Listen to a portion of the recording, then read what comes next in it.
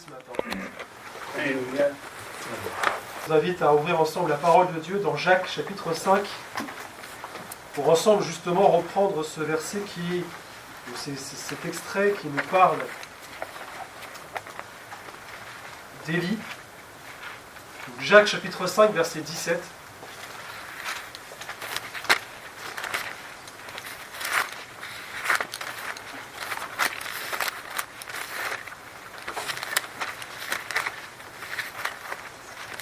Jacques chapitre 5, verset 17. Je laisse le temps de trouver.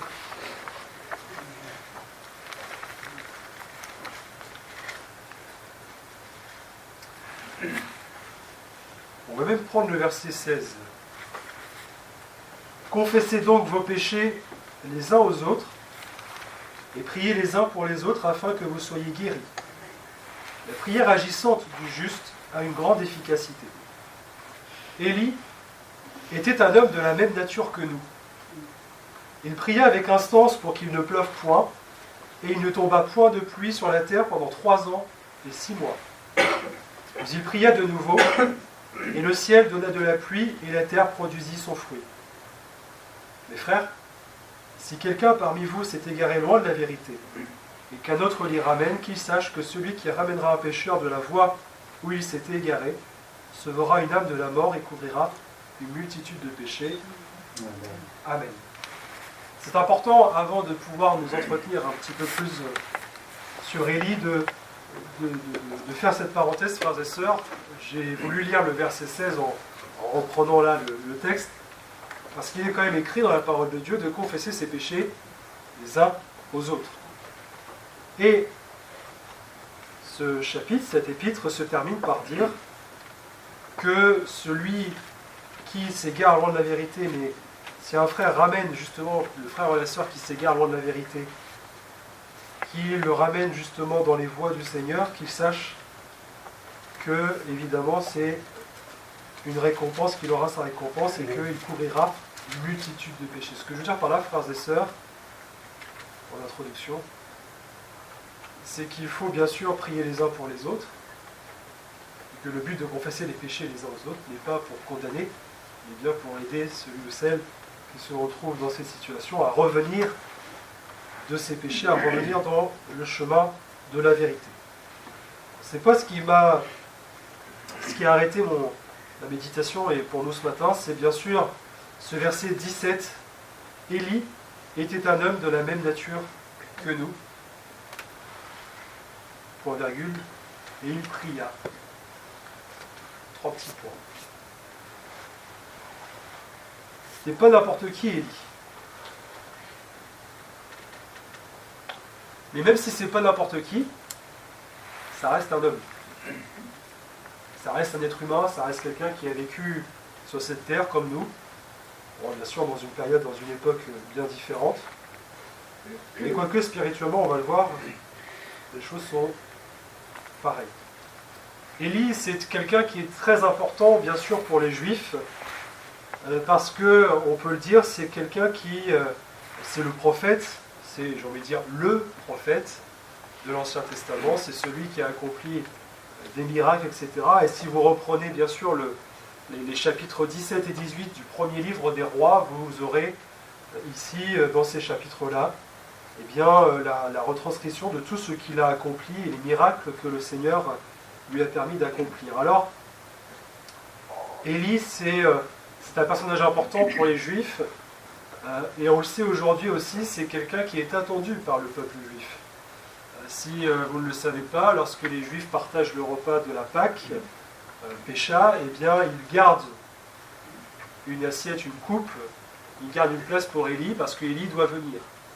Cela montre évidemment que les Juifs, malheureusement, sont durs d'entendement et qu'ils n'ont pas vu en Jean-Baptiste le Élie qui devait justement venir, parce qu'ils ne reconnaissent pas en Jésus le Messie, ils ne reconnaissent pas Jésus-Christ comme étant le Sauveur, comme étant celui qui devait venir. Et donc, eh bien, ils attendent quelqu'un qui ne va pas venir. D'accord ? Élie, il est déjà venu, c'est ce que Jésus va dire justement à ces pharisiens, ces scribes, en disant « Mais vous n'avez pas su reconnaître Élie, puisque c'est Jean le Baptiste qui est le Élie dont il est prophétisé dans l'Ancien Testament. Néanmoins, certains commentateurs bibliques supposent que les deux témoins, parmi les deux témoins de l'Apocalypse, qui seront présents lors de la grande tribulation, ils supposent que Élie fait partie de ces deux témoins. Alors, frères et sœurs, évidemment, on n'a aucune certitude pour cela. Si on devait un petit peu parcourir tous les textes qui faisaient référence à ce temps-là, c'est une très forte probabilité. Pourquoi ? Parce que Moïse représente la loi, Élie représente les prophètes, et parce que Jésus, lorsqu'il était transfiguré sur la montagne, ce sont aussi Moïse et Élie qui se sont retrouvés avec lui, qui sont apparus aussi aux disciples. Donc voilà, il y a des suppositions, il y a des commentateurs qui disent cela. On verra ce qui sera pour ces deux témoins, peut-être, peut-être pas. C'est pas le but aussi de notre foi de forcément essayer d'imaginer des choses. Nous devons nous appuyer sur ce qui est écrit, sur ce que dit la parole de Dieu, et cela ne nous servirait de rien de toute façon. De chercher à le savoir, ça ne va pas nous édifier plus que cela. Élie, c'est celui, quand on regarde les chapitres 17 et 18, il aura connu quand même 3 périodes qui vont marquer vraiment son ministère, qui vont marquer sa vie d'homme de Dieu. C'est le torrent de Kérit, c'est la ville de Sarepta, et c'est le moment où il se retrouve sur le mont Carmel avec les prophètes de Baal et d'Astarté qu'il va confronter à la foi et à la vérité, si je puis dire. En fait, ces 3 événements se sont déroulés quand même à un moment critique et j'ai envie de dire dramatique, spirituellement parlant, parce que le peuple d'Israël à ce moment-là était dans l'apostasie, était tout simplement dans le péché, à cause notamment de leur roi qui était Akab. Et il faut pour cela qu'on puisse prendre un petit temps sur ce contexte que je pourrais dire, c'est un contexte d'iniquité, c'est-à-dire un contexte de péché, un contexte de désobéissance à Dieu, à la parole de Dieu, c'est ce que était le peuple. Et au final, donc, cette période critique que j'évoquais à l'instant, c'est cette période spirituelle qui se manifeste par un châtiment, qui est la famine. Israël va connaître la famine, c'est-à-dire une période où il n'y a plus du tout de quoi subvenir à ses besoins. Et l'origine de ce châtiment, non pas la conséquence, mais la cause, c'est la désobéissance d'Akab. Et même plus que cela. Je vais essayer d'être plus clair que jusqu'alors. Pour faire simple, frères et sœurs, vous avez une période, ici, spirituelle, qui fait parallèle à notre période, à notre contexte, nous, spirituel. Akab, c'est ce roi qui, nous dit la parole de Dieu, continuait à faire ce qui était mal aux yeux de l'Éternel. Donc il n'avait pas du tout la crainte de Dieu. Akab, c'est un roi qui commettait les mêmes péchés, nous dit la parole de Dieu, que Jéroboam, qui était un autre roi précédent. Et même, j'ai envie de dire, pire que cela, Akab, il va s'allier avec Jézabel. Jézabel qui est cette fille du roi sidonien qui se prénomme Eth-Baal. Et Jézabel, ça va quand même être quelqu'un qui va aussi être appelé dans le Nouveau Testament, dans l'Apocalypse, qui est l'image aussi de cette femme prostituée qui, eh bien, comme Jézabel de l'Ancien Testament, est quelqu'un qui va détourner tout simplement les chrétiens de la foi. D'accord ? C'est l'image de cela, de cette apostasie, de cette iniquité. Eth-Baal, le père de Jézabel, c'est un roi sidonien. Et Sidon est considéré aussi dans la parole de Dieu, quand on reprend un peu les références bibliques. Quand le Seigneur nous parle aussi du diable, il fait référence, il y a cette image du roi de Tyr et de Sidon. Donc on a bien un lien, frères et sœurs, aussi, une image, un type qui est repris ici derrière ce roi, un petit peu de Satan, du diable. Et alors pour l'époque, bien sûr, Akab, il a fait une alliance politique Parce qu'il fallait qu'il se marie, en tout cas à ses yeux, il fallait qu'il se marie avec Jézabel pour pouvoir s'affirmer, pour pouvoir acquérir une certaine autorité, mais aussi pour pouvoir acquérir aussi de la puissance. Mais son alliance politique, aux yeux de Dieu, est devenue une alliance spirituelle. Parce que Et Baal, son nom signifie « avec Baal ». Baal, c'est cette divinité païenne, c'est-à-dire que Et Baal était considéré comme un prêtre, le prêtre de Baal, et vous avez forcément donc ici le paganisme qui est dans toute son ampleur, qui est là, qui est présent. Donc l'alliance que fait Akab, roi d'Israël, avec la fille du roi de Sidon, c'est tout simplement une alliance aussi spirituelle. Aux yeux de Dieu, c'est considéré comme étant de l'adultère. Parce qu'à cette époque-là aussi, vous ne pouviez pas vous marier avec quelqu'un sans épouser aussi les coutumes, les us et les coutumes. Et la parole de Dieu le montre aussi, il l'explique dans le chapitre 16. Akab s'est totalement détourné de Dieu et il s'est même plongé dans le culte des Baals et des Astartés. Pour votre connaissance culture personnelle, générale, Baal et Astarté, dans le paganisme, c'est aussi un couple. Ils sont considérés comme étant des dieux, mari et femme. La particularité pour Astarté, c'est que à l'époque, rendre un culte à Astarté, il y avait différentes pratiques sexuelles. Ce qui veut dire que vous aviez forcément dans le culte d'Astarté de la débauche, de l'impudicité, des choses évidemment que le Seigneur condamne fermement. Donc, si on met bout à bout tout cela, frères et sœurs, vous avez quand même un roi d'Israël qui est censé conduire son peuple dans le chemin que le Seigneur a choisi, selon la volonté de Dieu, qui finalement se détourne de Dieu et décide de s'allier avec, j'ai envie de dire, une inconvertie, avec une païenne, une fille qui ne connaît rien du tout au Seigneur, qui n'a pas la crainte de Dieu, et qui, bien au contraire, à cause de ce mariage, à cause de cette alliance, va, si j'ai envie de dire, polluer Akab spirituellement. Et quand je disais, frères et sœurs, que ça fait le parallèle avec notre époque, ce que je veux dire par là, c'est que nous sommes, nous, aujourd'hui, dans ce contexte, vous le savez, malheureusement, bien sûr, d'iniquité autour de nous. Le péché grandit. Le péché est là.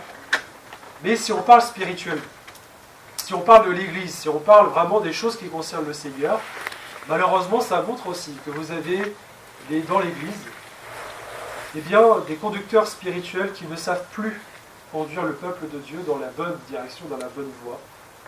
Pourquoi ? Parce qu'il y a un moment, ils ont cherché à peut-être avoir une certaine puissance, certains moyens, et ils ont fait des alliances avec le monde. Et ça, ce n'est pas sans conséquence aux yeux de Dieu. Ce n'est pas sans conséquence. Bon, tout ça, frères et sœurs, c'est le contexte. D'accord ? Et dans ce contexte, vous avez Élie qui va arriver, qui va être envoyé par Dieu, qui va être le prophète, celui qui va apporter un message de la part de Dieu. Et Élie, il aura pour mission d'annoncer au peuple un châtiment, lequel il ne pleuvra plus pendant 3 ans et 6 mois. On peut le savoir aujourd'hui, hein, c'est une bénédiction la pluie. Oui, moi j'ai dit une fois, c'est une bénédiction la pluie. Le jour où on n'a pas de pluie pendant une journée, 2 jours, nous en tant que Normands on se réjouit peut-être, on se dit ça fait du bien de ne pas avoir de pluie, mais s'il devait ne plus pleuvoir pendant 3 ans et 6 mois. C'était le châtiment que Dieu avait choisi pour son peuple. Et ce châtiment, cette pluie qui ne venait plus, elle a provoqué une famine, puisque de fait les récoltes ne pouvaient plus avoir lieu, etc. Donc le peuple ne pouvait plus moissonner, ne pouvait plus récolter, et donc il y a eu de la famine. Et derrière cela, Akab, au lieu de chercher les raisons pour lesquelles le châtiment de Dieu était venu sur son peuple, sur le royaume, Akab, il s'est détourné totalement de Dieu, il a même cherché à tuer les prophètes de Dieu.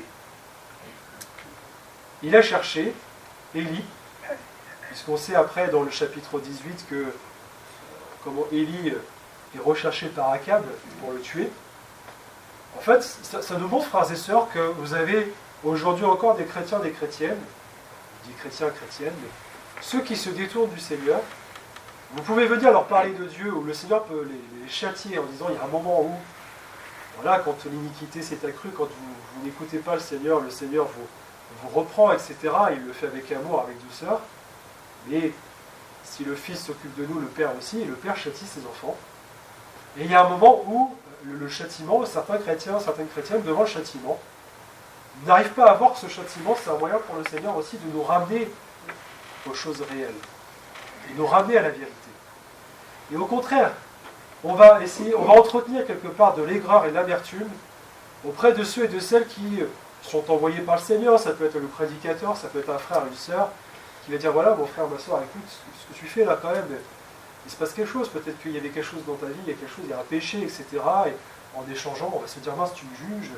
Et vous avez un rejet de cela, vous avez vraiment quelqu'un qui va rejeter toutes ces choses. Mais Akab a fait la même chose avec Élie. Il a rejeté le châtiment en disant, oui, si c'est un châtiment, c'est pas normal, etc. Et il a cherché en fait à tuer les prophètes. Et Élie va apparaître, va grandir dans ce contexte-là, frères et sœurs. Et donc dans sa vie, ce chapitre 17 notamment, le Seigneur va dire à Élie, maintenant tu vas devoir sortir, tu vas devoir partir de Jérusalem. Sortez de là, mon peuple, nous dit le Seigneur aussi. C'est pareil pour nous, frères et sœurs. S'il y a un châtiment qui vient, le Seigneur nous dit, mais sortez du milieu d'elle. Ne restez pas dans cette ville, ne restez pas dans ce monde, ne restez pas dans cette situation, sortez. Pour vous qui êtes le peuple de Dieu. Il va être amené au torrent de Kérit. Et je disais tout à l'heure, quand on est confronté au surnaturel de Dieu, là, Élie va être confronté au surnaturel de Dieu. Parce qu'alors qu'il n'y a plus de pluie, il y a le torrent de Kérit qui, lui, regorge d'eau. Et puis Élie va être nourri par quoi? Par les corbeaux. Vous imaginez être nourri par des corbeaux? Moi, je déteste les corbeaux. Ah, je n'aime pas les corbeaux. C'est un oiseau de malheur, comme on dit, c'est ça? Non, c'est une blague à part, frères et sœurs, mais si on se met quand même à la place d'Élie, le Seigneur a pourvu à ses besoins par les corbeaux. Par des petites choses.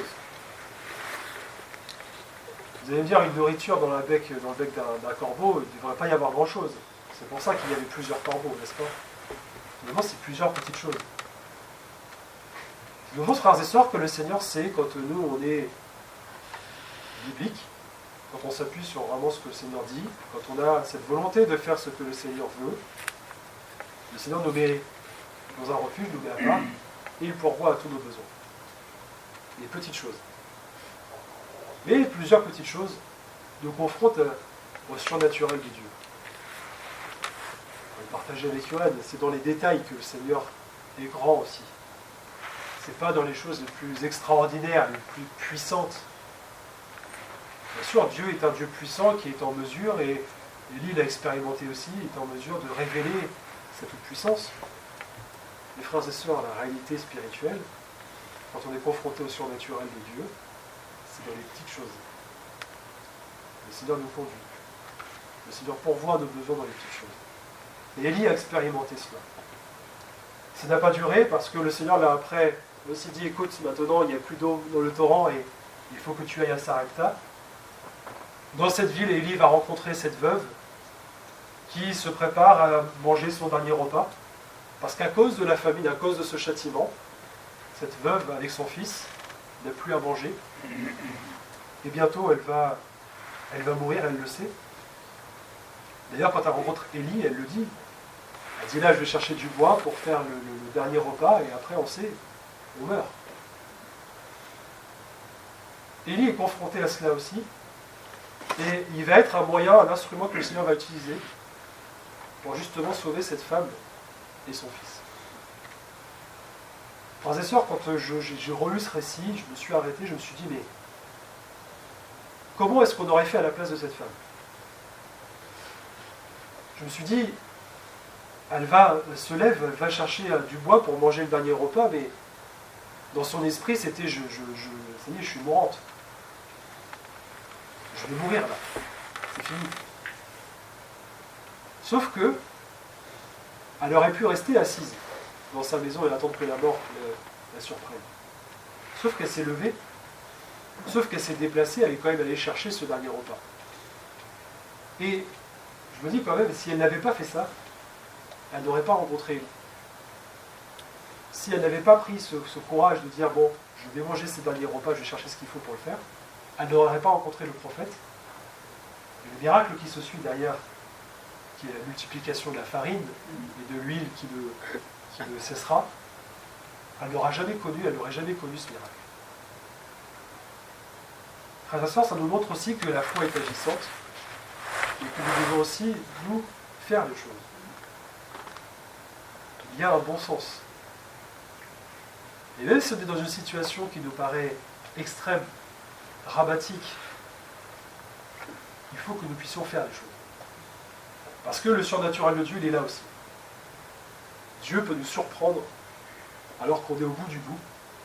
Dieu peut intervenir en envoyant, évidemment c'était Élie, un prophète, un instrument, quelque chose, un moyen, pour justement retrouver la vie.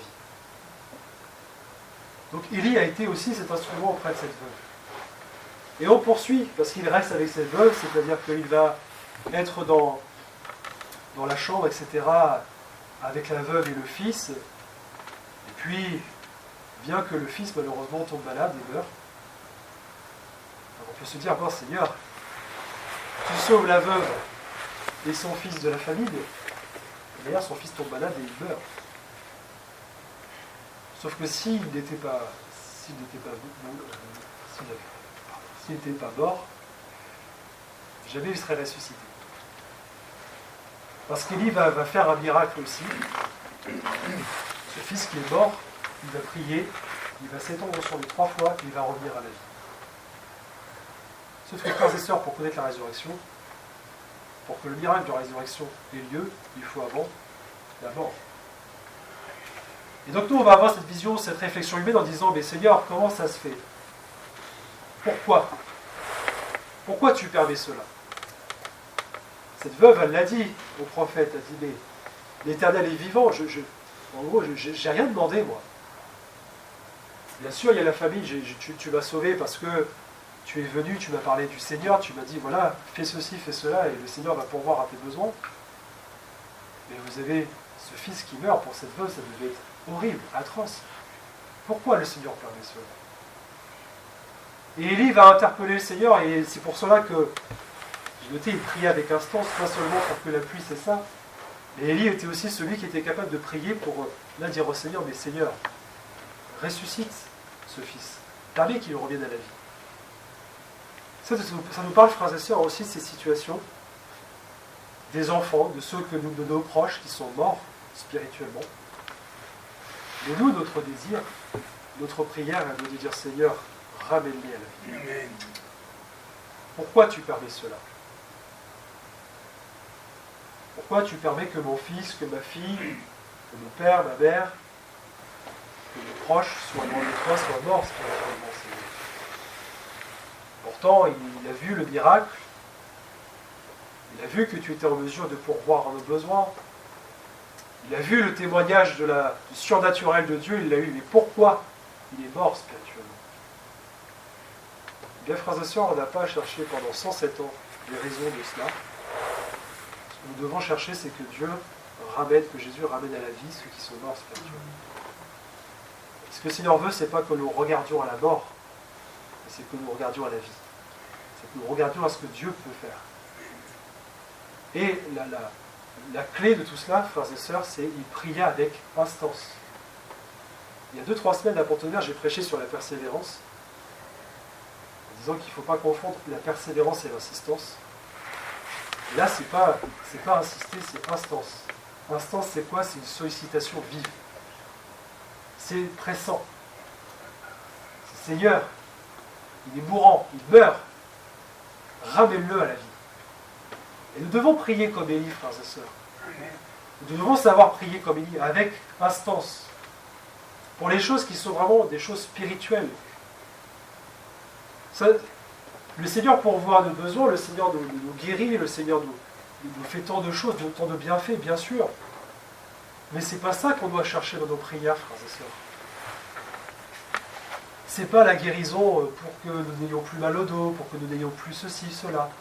Ce que nous devons chercher dans les prières, frères et sœurs, c'est le spirituel. C'est l'âme. C'est prier pour l'autre pour dire Seigneur que si un frère ou une sœur est dans la maladie, Seigneur que sa foi demeure ferme. C'est pas nous qui sauvons, c'est pas nous qui guérissons. C'est le Seigneur. Mais si un frère ou une sœur, même s'il est malade depuis 10, 15, 20 ans, 30 ans, si depuis 15, 20 ans, il a demeuré dans la foi, c'est pas ça le surnaturel de Dieu, frères et sœurs? Parce que quelqu'un qui n'a pas le Seigneur, s'il est malade au bout de 1 an, d'un cancer ou autre, il s'écroule. Il peut s'écrouler. Mais quelqu'un qui a la foi, il peut avoir une maladie pendant 20 ans, frères et sœurs, mais il demeure debout dans la foi. Ça ne veut pas dire qu'il n'a pas de difficulté, ça ne veut pas dire qu'il n'a pas de souffrance, ça ne veut pas dire qu'il ne connaît pas des moments vraiment de découragement, mais ça veut dire que sa foi demeure ferme.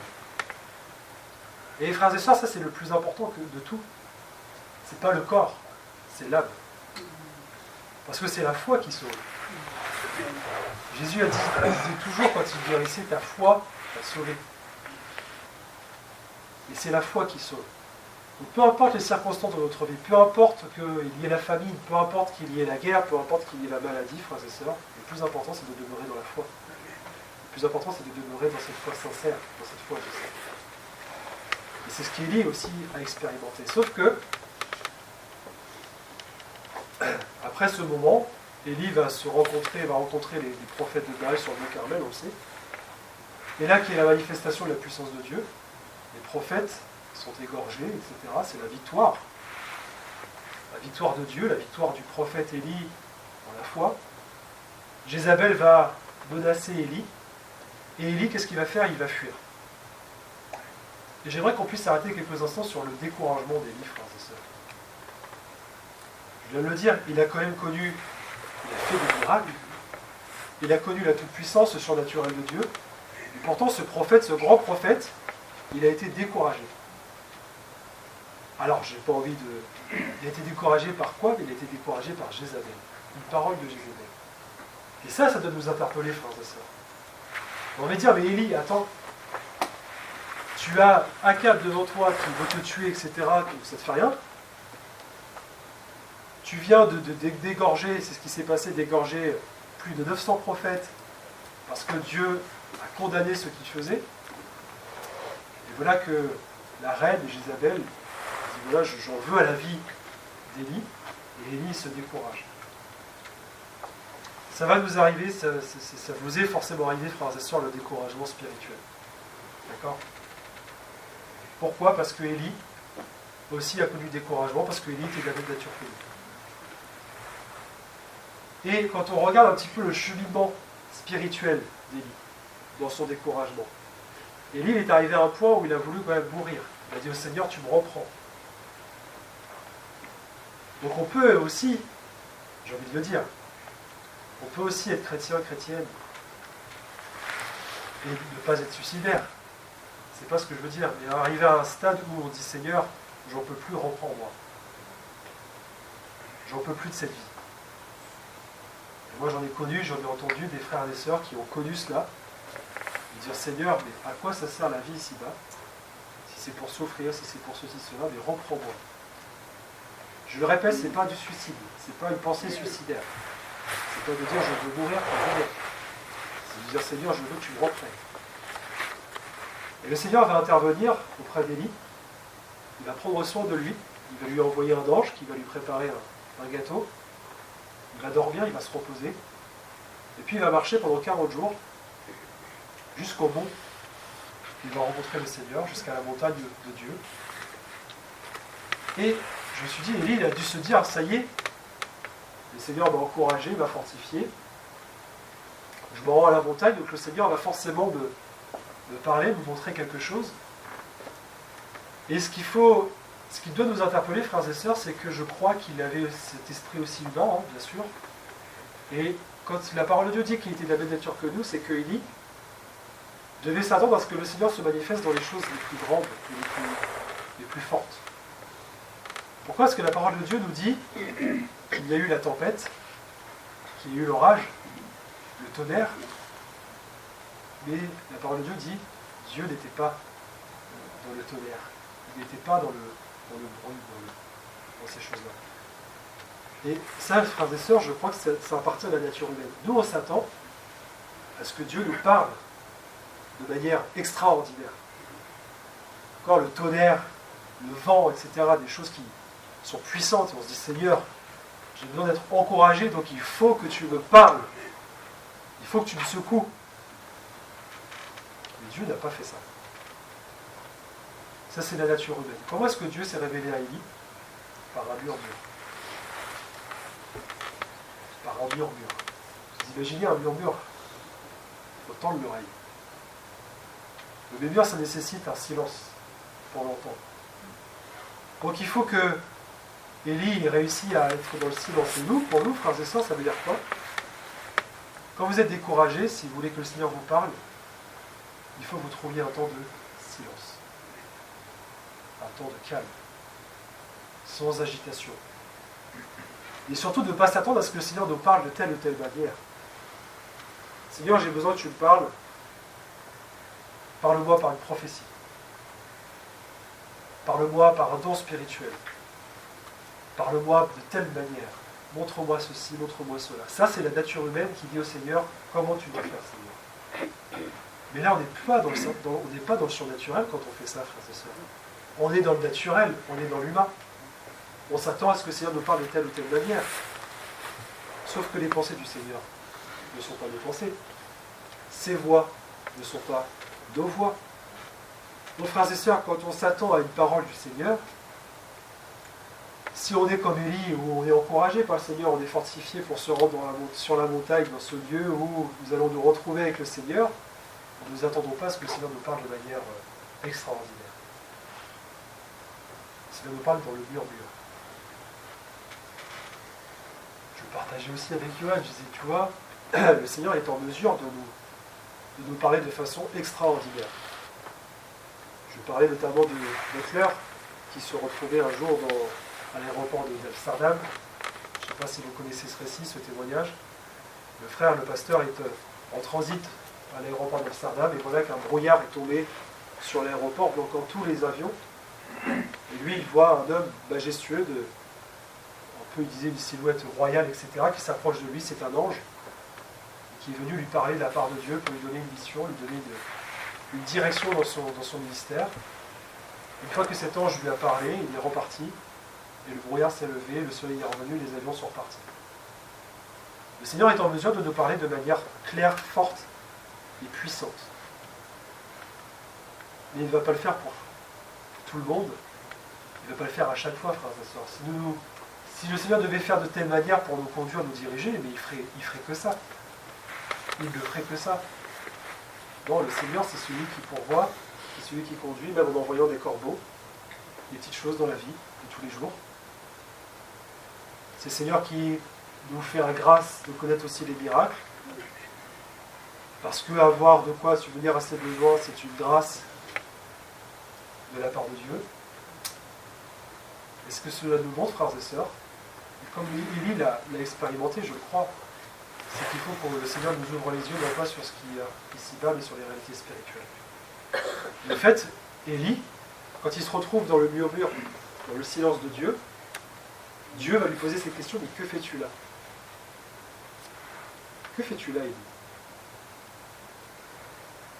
Est-ce que ça vous interpelle, frères et sœurs? Mais Seigneur, tu es Dieu, tu sais tout.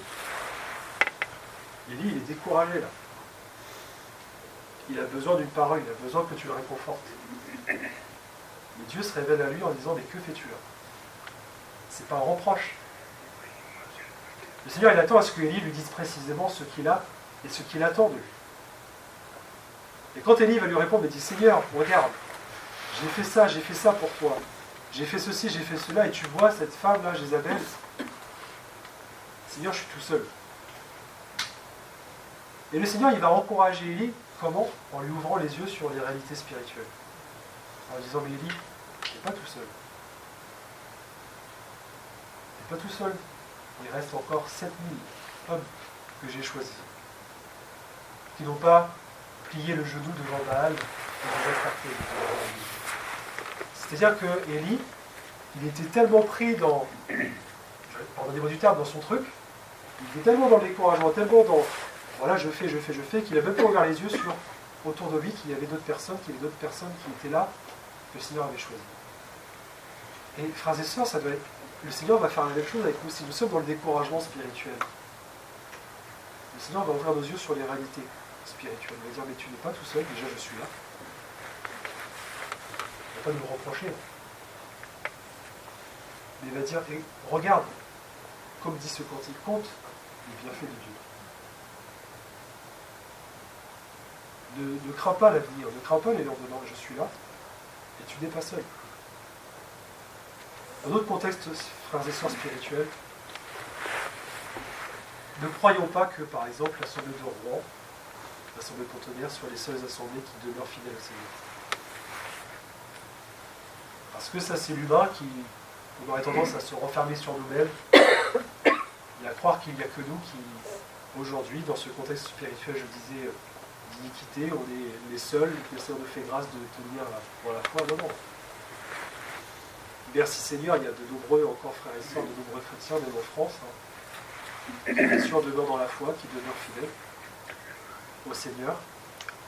Sauf que nous devons ouvrir les yeux sur ces choses. Et Élie, il est reparti de ce moment en étant encouragé, fortifié. Et c'est d'ailleurs à la suite de ce moment qu'il va rencontrer, il va aller voir Élisée, qui va être son successeur, si je puis dire. Quand vous regardez tout le cheminement qu'il y a là dans ce découragement, on voit que au début, Élie, on pourrait dire, il est aux portes de la mort, il n'en peut plus, il en a marre. Et à la fin, il va chercher son successeur. Frères et sœurs, pour nous, spirituellement, ça peut être la même chose. Il y a un moment où spirituellement, on en a marre. On est découragé. On dit, Seigneur, je ne comprends pas, je fais les choses, je fais ce que je peux, je t'aime, je veux faire les choses de manière biblique. Cette volonté, elle est là. Et pourtant, ça se décante pas, ça ne bouge pas. J'ai l'impression que je suis tout seul à le faire. Et on se décourage parce que le découragement, c'est quoi? C'est un découragement qui est moral, physique, on est fatigué, etc., mais qui joue sur le spirituel. Et on n'a plus envie de lire la parole de Dieu, on n'a plus envie de prier avec instance. Au contraire, on se laisse aller. Le Seigneur ne nous reproche pas cela, frères et sœurs. Mais il y a un moment, si on cherche à ce que le Seigneur nous parle, le Seigneur nous ouvre les yeux sur les réalités spirituelles. Il dit, mais voilà, pourquoi? Que fais-tu là? Pourquoi est-ce que tu te décourages de telle situation? Pourquoi est-ce que tu es dans telle situation? Élie, c'était pas de sa faute qu'il y a eu un châtiment. C'est pas à cause de ce qu'il avait fait qu'il y avait ce châtiment qui s'exerçait à l'égard du peuple d'Israël. Mais Élie aimait Dieu et aimait le peuple. Et je crois qu'il prenait très à cœur, bien sûr, les choses et les œuvres du Seigneur. Mais nous, c'est pareil, frères et sœurs. On peut aussi parfois se décourager en disant, Seigneur, je t'aime, j'aime ton œuvre, etc. J'aime l'Église.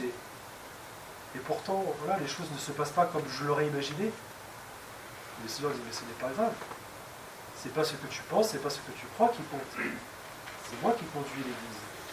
C'est moi qui dirige les choses. Alors, frères et sœurs, que le Seigneur puisse nous faire la grâce de comprendre que même si nous sommes de la même nature qu'Élie, on est aussi en proie au découragement.